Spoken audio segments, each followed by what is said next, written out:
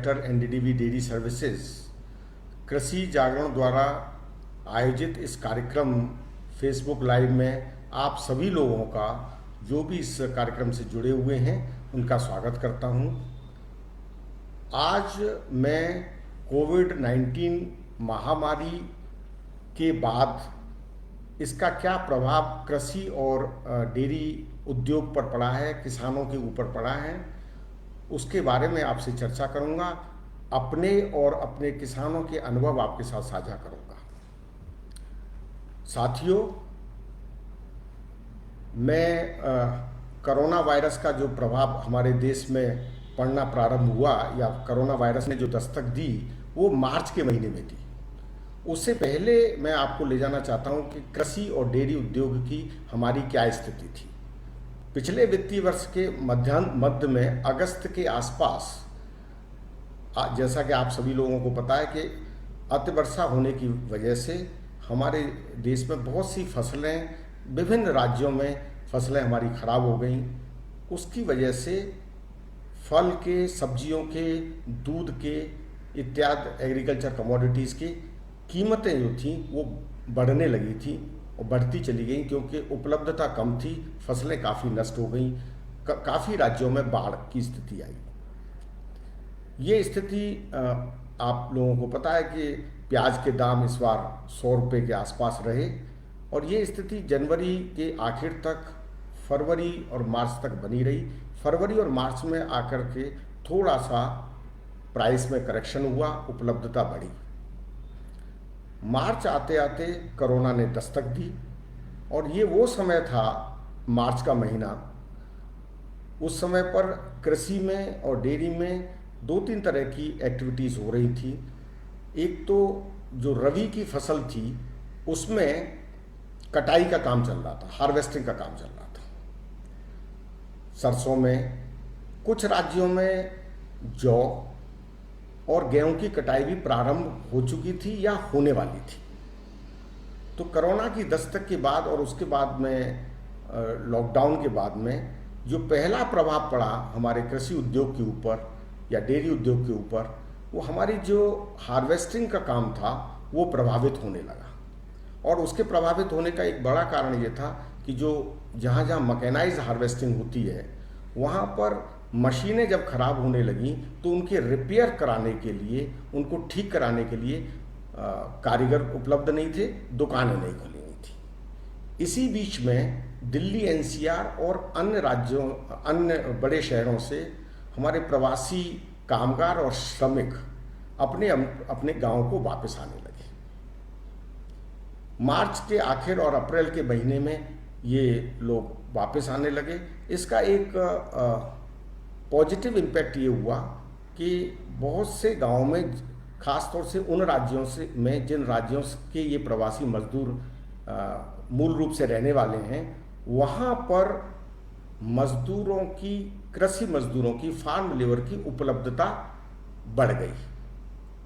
परिणाम ये निकला कि एक तो लेबर की कॉस्ट कम हो गई, क्योंकि अभी तक लंबे अरसे से कृषि उद्योग इस बात से जूझ रहा था कि फार्म लेबर की कमी है या कॉस्ट, जो लेबर की कॉस्ट है वो अनइकोनॉमिकल है, जिसकी वजह से लोग कृषि से दूर हटते चले जा रहे थे या हट गए थे। और एक बड़ा मुश्किल होता जा रहा था कि किस तरह से लोगों को कृषि के साथ हम जोड़ करके रखें। तो एक नुकसान ये हुआ कि मशीनों रिपेयर नहीं होने लगी, हार्वेस्टिंग इम्पैक्ट होने लगी। और थोड़ा सा फ़ायदा ये उन राज्यों को हुआ, बहुत सीमित राज्यों को हुआ, जहाँ हमारे प्रवासी श्रमिक और कामगार वापस आए, वहाँ उनकी उपलब्धता बढ़ी और साथ में उनकी कीमत भी कम हुई। जब हार्वेस्टिंग का सीजन चल रहा था या ख़त्म होने को आया, वही समय था जब हम अपने कृषि उत्पाद को बाजार ले जाना था, और ख़ास तौर से पेरिशेबल को, फ्रूट एंड वेजिटेबल को, क्योंकि राज्यों में ज़िले की सीमाएं सील हो गई, एक राज्य से दूसरे राज्य में आवागमन बंद हो गया। और ख़ास तौर से उन ज़िलों में ज़्यादा प्रभाव पड़ा जो दूसरे राज्यों की सीमाओं से लगे हुए थे। तो वो ट्रांसपोर्टेशन अफेक्ट हुआ। ट्रांसपोर्टेशन अफेक्ट के 3 कारण थे। एक तो लॉकडाउन की वजह से प्रशासन ने अनुमति नहीं दी उसको जाने के लिए, और लोकली उतनी खपत नहीं थी, खासतौर से पेरिशेबल कमोडिटीज़ की उतनी खपत नहीं थी, जिसकी वजह से गांव में या जहां उत्पादन हो रहा था उनकी कीमतें काफ़ी गिर गई और किसान को उसकी लागत मूल्य भी नहीं निकल पाई। दूसरा, एसेंशियल कमोडिटी होने के बावजूद भी परमिशन मिलने के बावजूद भी गाड़ियों की उपलब्धता बहुत बड़ा एक चैलेंज रहा, और जहां पर जिन राज्यों में गाड़ी भी उपलब्ध हो गई तो ड्राइवर और कंडक्टर नहीं मिले, और एक लंबा समय इसमें निकल गया क्योंकि हर आदमी कोरोना से डरा हुआ था। हर ड्राइवर, कंडक्टर, जो भी लोग थे ये डरे हुए थे, ये जाना नहीं चाहते थे। गाड़ियां भी थी, सामान भी था, मार्केट भी था, ग्राहक भी था, सप्लायर भी था, लेकिन ड्राइवर नहीं था। और ड्राइवर न होने की 2 वजह थी। एक तो कोरोना का डर था, और दूसरा 200 किलोमीटर, 300 किलोमीटर, 500 किलोमीटर, 1000 किलोमीटर जब इनको ट्रैवल करना होता है, गाड़ी चलानी होती है, तो रास्ते में खाने पीने का इंतजाम होना चाहिए। क्योंकि लॉकडाउन की वजह से पूरे देश में लॉकडाउन था, इस कारण ढाबे, होटल जो हाईवे पे होते वो बंद हो गए थे। तो खाने न होने की वजह से एक लंबे समय तक इस बात से संघर्ष करना पड़ा किसानों को कि उनकी जो उपज थी, खासतौर से पेरिशेबल जो थी, वो बाजार में नहीं जा पाई, तो औने पौने दामों में उन्हें बेचना पड़ा। जबकि दूसरी तरफ शहरों में उन्हीं चीज़ों की कीमतें काफ़ी बढ़ गई। धीरे धीरे वो रिजॉल्व हुआ, लोगों ने समझना शुरू किया, ड्राइवर और कंडक्टर की उपलब्धता हुई, माल जाने लगा। लेकिन नॉन पेरिशेबल कमोडिटी सरसों थी, गेहूं था, जौ था, इनके लिए पैकिंग मटेरियल की उपलब्धता बहुत बड़ा चैलेंज था।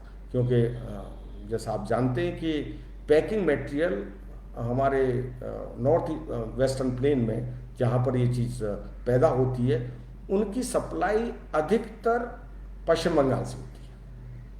और पंजाब के मुख्यमंत्री जी ने एक पत्र भी लिखा था पश्चिम बंगाल के मुख्यमंत्री को कि आप पैकिंग मटेरियल की उपलब्धता कराएं, और बाद में वो भी ठीक हुई। लेकिन हार्वेस्टिंग इम्पैक्ट हुई, उसके बाद में जो प्रोड्यूस आया उसकी पैकिंग के लिए प्रॉब्लम आई, और जो पेरिशेबल था उसकी ट्रांसपोर्टेशन की बहुत बड़ी दिक्कत रही, जिसके कारण जो पेरिशेबल कमोडिटी फ्रूट वेजिटेबल था उसका दाम नहीं मिला। तो जिन चीज़ों की कीमतें अगस्त से लेकर के फरवरी तक आसमान छू रही थी, इन्फ्लेशन बहुत हाई था, मार्च होते होते एकदम से नीचे आ गया, प्राइस क्रैश कर गए बुरी तरह से, क्योंकि फार्मर को कुछ मिला नहीं। और वही समय था जब अगली फसल की बुवाई करनी है, जायद की फसल की तैयारी करनी थी, बुवाई करनी थी, ट्रैक्टर और मशीन की रिपेयर का इंतजाम न होने की वजह से, और कुछ समय तक शुरुआती 15-20 दिन सीड और फर्टिलाइजर, पेस्टिसाइड की जो डिस्ट्रीब्यूशन था, ट्रांसपोर्टेशन था और अवेलेबिलिटी थी, वो भी प्रभावित हुई इस कोरोना की वजह से, जिसके कारण कुछ राज्यों में कुछ फसलों में थोड़ी देर से बुवाई हुई, या जो क्षेत्र था बुवाई का वो कम हुआ। यही स्थिति दूध की थी। डेयरी की अगर हम बात करें तो यही स्थिति डेयरी की थी कि पिछले वित्तीय वर्ष में जहां सर्दियों में ऐतिहासिक रूप से दूध की उपलब्धता बढ़ती है और प्राइसेस कम होते हैं, लेकिन इस साल बिल्कुल उल्टा रहा। जैसे जैसे सर्दियां आई, दूध की उपलब्धता भी कम हुई और कीमतें भी बढ़ती चली गई, और किसान को अच्छा पैसा मिल रहा था, बहुत संतुष्ट था, बहुत खुश था। और ऐतिहासिक रूप से अगर कीमतें देखें तो संभवतः सबसे ज़्यादा प्राइस इस बार मिले दूध के पर लीटर के हिसाब से। ये स्थिति फरवरी तक, मार्च तक के शुरुआती हफ्तों तक रही, लेकिन जैसे ही कोरोना का प्रकोप हुआ ये प्राइसेस क्रैश कर गए। और उसका बहुत बड़ा कारण ये रहा कि जो दूध क्रय करने वाली कंपनियां थी, organize sector, private sector, cooperative, producer companies, इनकी जो बाजार में मांग थी वो कम हो गई। मैं एक उदाहरण देकर के आपको समझाना चाहता हूं कि दिल्ली एनसीआर में मदर डेयरी एक बड़ी संस्था है जो दूध की बिक्री करती है, उपलब्धता निश्चित करती है।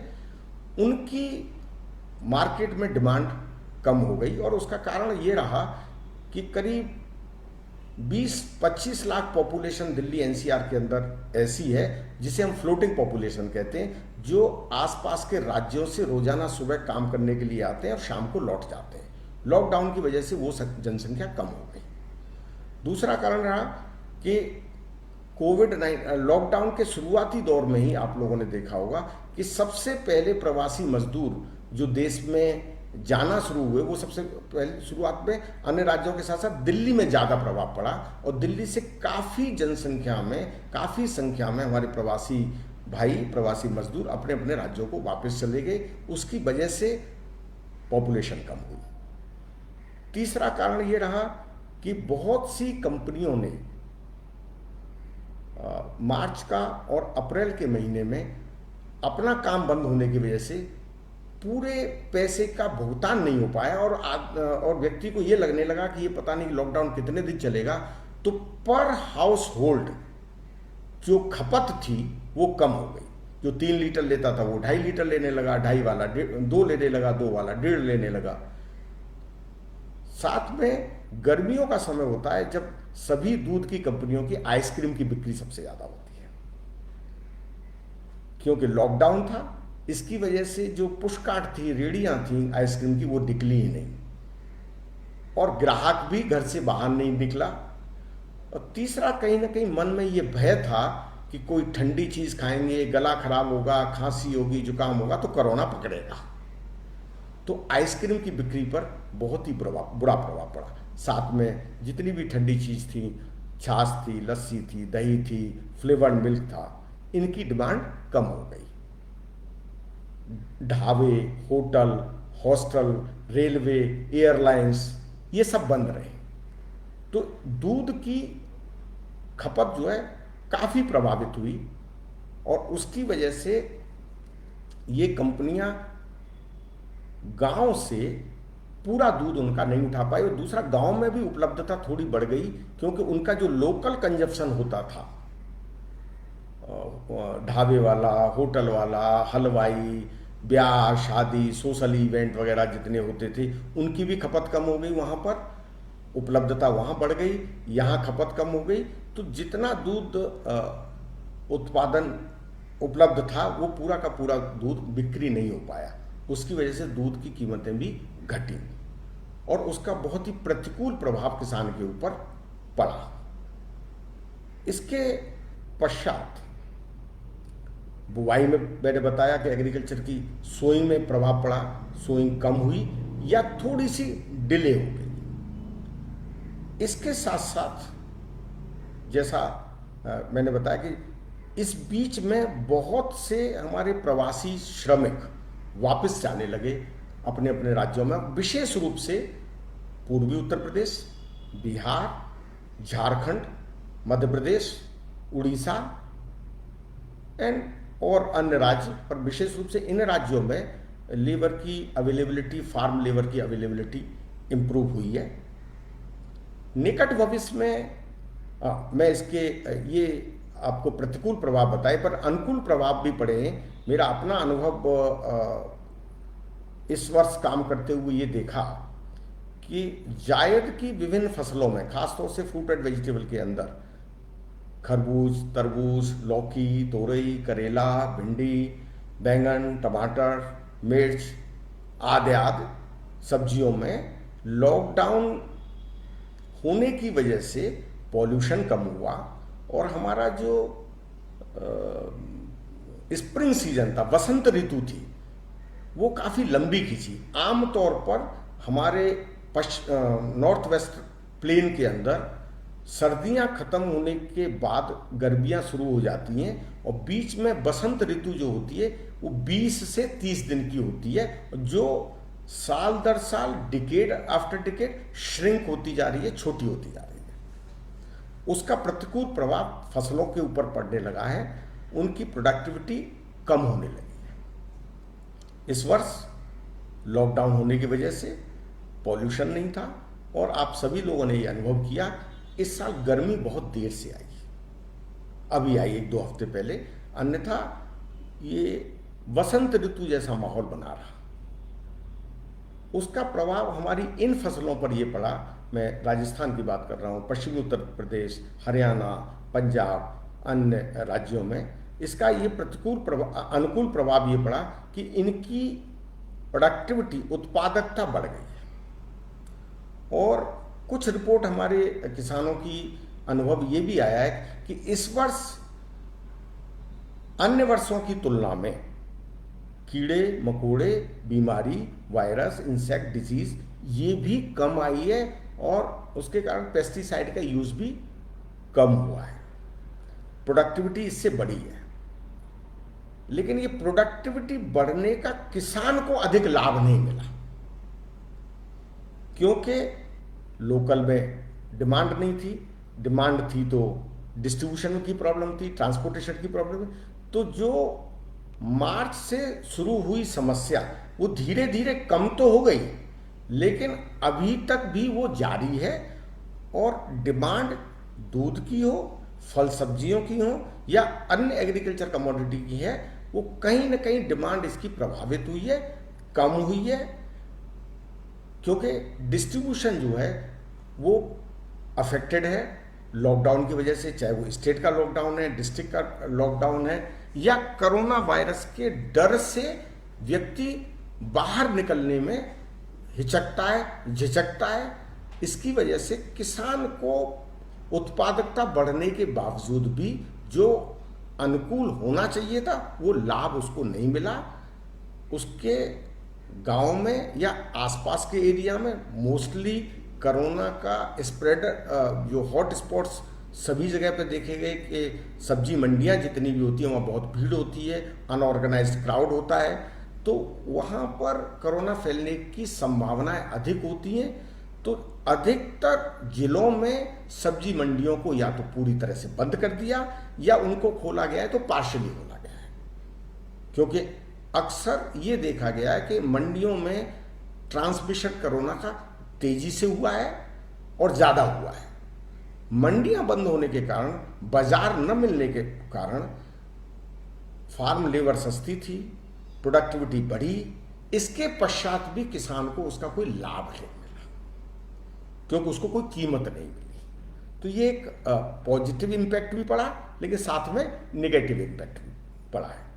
अभी गर्मियों का समय चल रहा है, फसलें हैं, तेजी से पिछले 1 हफ्ते के अंदर तापमान बढ़ने लगा है, आगे की फोरकास्ट है।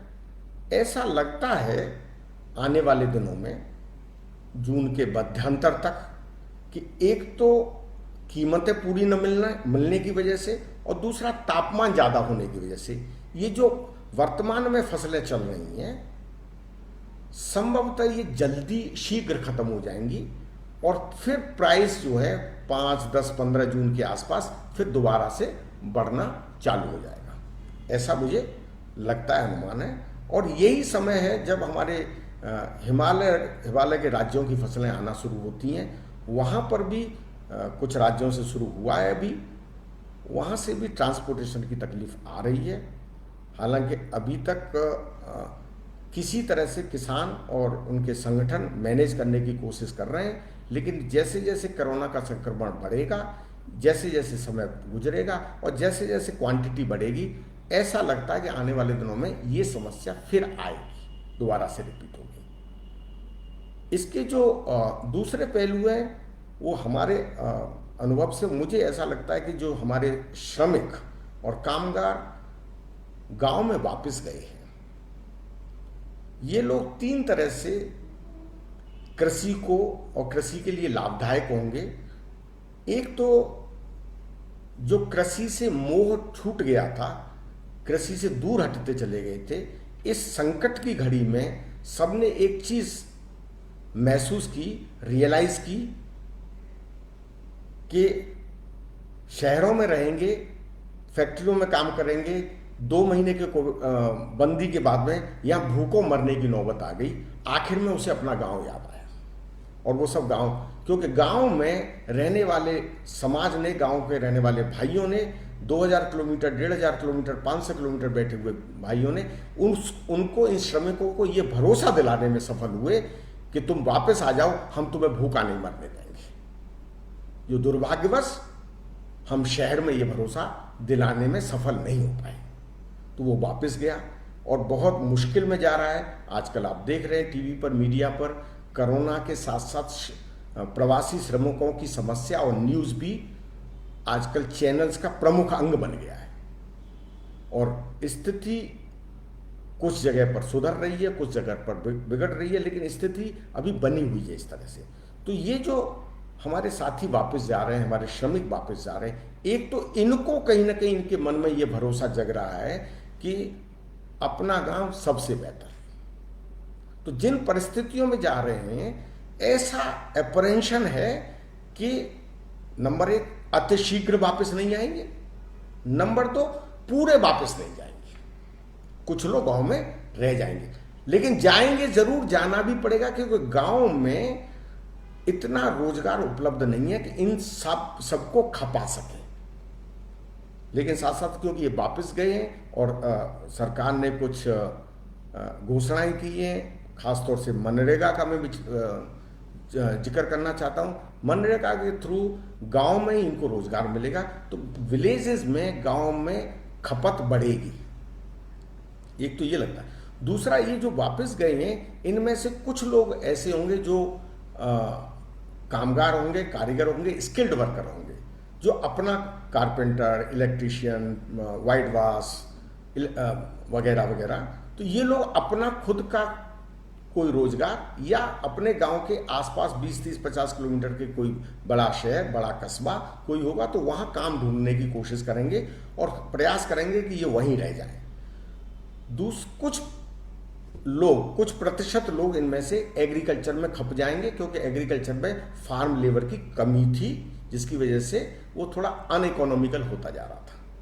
और कुछ प्रतिशत लोग अपना छोटा मोटा कोई रोजगार करने की कोशिश करेंगे, रोजगार चलाने की कोशिश करेंगे और एग्रीकल्चर से रिलेटेड काम करने की कोशिश करेंगे। तो मुझे 2 इसमें संभावनाएं नजर आती हैं।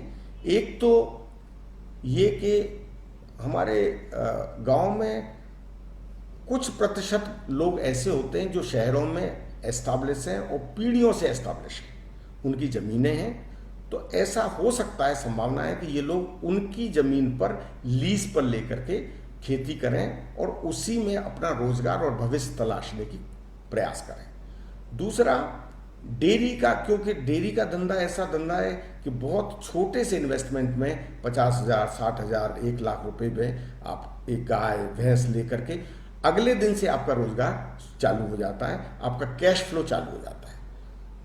तो मेरा अनुमान ये है कि कुछ प्रतिशत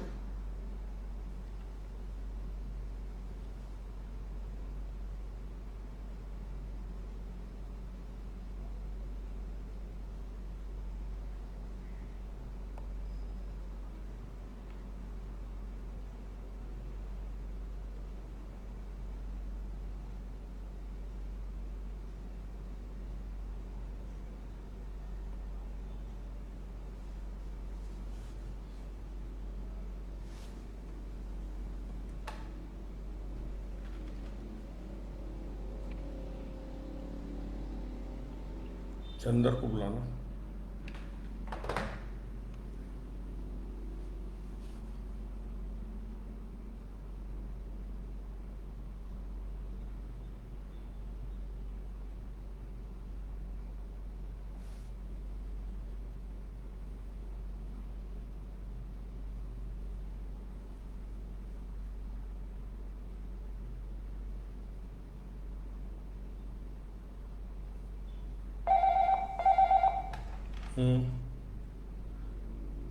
पर sorry, we are having trouble playing this video, ऐसे आ रहा है। या डोमिनिक, ओके सॉरी, माफ़ी चाहता हूँ, कुछ टेक्निकल प्रॉब्लम थी, इसकी वजह से मुझे रोकना पड़ा। मैं बात कर रहा था कि कुछ प्रतिशत लोग अपना डेयरी के उद्योग में जाएंगे, क्योंकि ये उद्योग इस तरह का है कि कम से कम पैसे में इमीडिएटली कैश फ्लो शुरू हो जाता है। अभी आने वाले दिनों में, कुछ दिनों के बाद, देश के अधिकतर राज्यों में धान की रोपाई का काम चालू होगा, और धान की रोपाई का काम में 1 से 1.5 महीना अलग अलग टाइम है अलग अलग राज्यों का। तो एक उस समय पर फार्म लेबर की बहुत आवश्यकता होती है। ये हमारे प्रवासी मजदूरों की उपलब्धता गांव में होने की वजह से कृषि के इस कार्य को बहुत सपोर्ट मिलेगा, बहुत सहयोग मिलेगा, क्योंकि बीते बहुत से वर्षों में एक बहुत बड़ी परेशानी का समय रहा है कि समय पर रोपाई नहीं हो पाती है, उपलब्धता कम होने की वजह से, या कॉस्ट इतनी अधिक आ जाती है। तो कोई भी महामारी देश में या दुनिया में जब आती है तो ये नहीं कि सिर्फ संकट ही लेके आती है, कुछ अपॉर्चुनिटीज भी लेकर के आती है। तो मैं कोविड-19 में जो एग्रीकल्चर में प्रभाव देख रहा हूं, वो एक तो कीमतें गिरी हैं, उपलब्धता बढ़ी है, मार्केट नहीं रहा है, ट्रांसपोर्ट नहीं रहा है, किसान के ऊपर बुरा प्रभाव पड़ा है, आर्थिक रूप से और कमजोर हुआ है। लेकिन साथ साथ माननीय प्रधानमंत्री जी ने, माननीय वित्त मंत्री जी ने कुछ सरकार की कुछ स्कीम की घोषणा की है, वो निश्चित रूप से हमारे एग्रीकल्चर सेक्टर को बूस्ट देगा, सपोर्ट करेगा। और आने वाले दिनों में जो पहले कहावत थी, उत्तम खेती मध्यम वान, निषेध चाकरी भीख निदान, मुझे ऐसा लगता है कि ये जो संकट आया है उस पुरानी कहावत को दोबारा से दोहराएगा और खेती की तरफ को रुझान बढ़ेगा। जैसा कि उत्तर प्रदेश के माननीय मुख्यमंत्री जी ने ये घोषणा भी की है कि हम गांव में कृषि आधारित रोजगार या कुछ मैन्युफैक्चरिंग यूनिट या इस तरह की इंडस्ट्रीज लगाएंगे, जिससे कि हमारे श्रमिक को कहीं बाहर न जाना पड़े। मुझे ये लगता है कि कोरोना के बाद में जिस तरह से लोगों की लाइफस्टाइल बदलेगी, रहन सहन बदलेगा, खान पान बदलेगा, उसमें मीट प्रोटीन से लोग डेयरी प्रोटीन पर जाएंगे, मीट प्रोटीन से अब प्लांट प्रोटीन की तरफ जाएंगे लोग। तो एग्रीकल्चर बेस्ड जो प्रोडक्ट हैं उनकी डिमांड बढ़ेगी, उसकी रिक्वायरमेंट बढ़ेगी। दूसरा, ये कोरोना की वजह से यूरोप के बहुत से देशों में, मिडिल ईस्ट और फार ईस्ट के बहुत से देशों में काफ़ी प्रतिकूल प्रभाव पड़ा है उनकी एग्रीकल्चर के ऊपर। और अभी आपने सुना होगा, देखा होगा, बनारस से यूरोप के देशों के लिए फल और सब्जियों का एक्सपोर्ट चालू हो गया है। तो मुझे ये लगता है कि भारत की एग्रीकल्चर के लिए निकट भविष्य में, और डेयरी प्रोडक्ट्स के लिए निकट भविष्य में दूसरे देशों में एक्सपोर्ट की अपॉर्चुनिटी बढ़ेगी, क्योंकि हमारा देश अभी तक कोरोना से तुलनात्मक रूप से कम प्रभावित हुआ है। उसके अपने अलग कारण हैं, और लेकिन जो देश प्रभावित हुए हैं संभवतः उनकी रिक्वायरमेंट आएगी, तो हमारे एग्रीकल्चर और डेयरी प्रोडक्ट की एक्सपोर्ट की अपॉर्चुनिटी बढ़ेगी। विलेज बेस्ड मैन्युफैक्चरिंग और प्रोसेस इंडस्ट्री को बढ़ावा मिलेगा, करेंगे, और लोग अपने घर, अपने प्रदेश, अपने जिले के इर्द गिर्द ही रोजगार ढूंढने की कोशिश करेंगे और एग्रीकल्चर बेस्ड रोजगार देखने की कोशिश करेंगे। तो ऐसा मुझे लगता है कि ये बहुत सारा इन्वेस्टमेंट को अट्रैक्ट करेगा, स्मॉल स्केल इंडस्ट्रीज को बढ़ावा देगा, एग्रीकल्चर बेस्ड रोजगार बढ़ेंगे, एग्रीकल्चर प्रोडक्ट की डिमांड बढ़ेगी, रिक्वायरमेंट बढ़ेगी। और जिस तरह से माननीय प्रधानमंत्री जी ने अभी घोषणा की कि हमें कोविड के साथ जीना है और आत्मनिर्भर बनना है, और जब जब भी माननीय प्रधानमंत्री जी ने किसी चीज़ का आह्वान किया है तो हमारा सभी लोगों का अनुभव ये रहा है कि उसको बहुत गंभीरता से लिया है देशवासियों ने और उसको माना है। तो आत्मनिर्भर बनने की दिशा में हमारा भारत का एग्रीकल्चर और डेयरी उद्योग भारत को आत्मनिर्भर बनाने में जितना सपोर्ट करेगा, शायद और सेक्टर इतना न कर पाए। तो इन चीज़ों को मद्देनजर हमें ऐसा लगता है कि आने वाला दिन, ये थोड़ा मुश्किल समय है, साल का 1.5 साल का ये हमें निकालना है। आने वाले दिन हमारे दिन होंगे, आने वाले साल हमारी होंगी, आने वाले महीने, साल, डिकेड्स इंडियन एग्रीकल्चर के होंगे, इंडियन डेयरी के होंगे। मैं इन्हीं शब्दों के साथ आप लोगों का बहुत बहुत धन्यवाद करता हूं और डोमिनिक जी का खास तौर से धन्यवाद कि मुझे मौका दिया। Thank you very much. नमस्कार।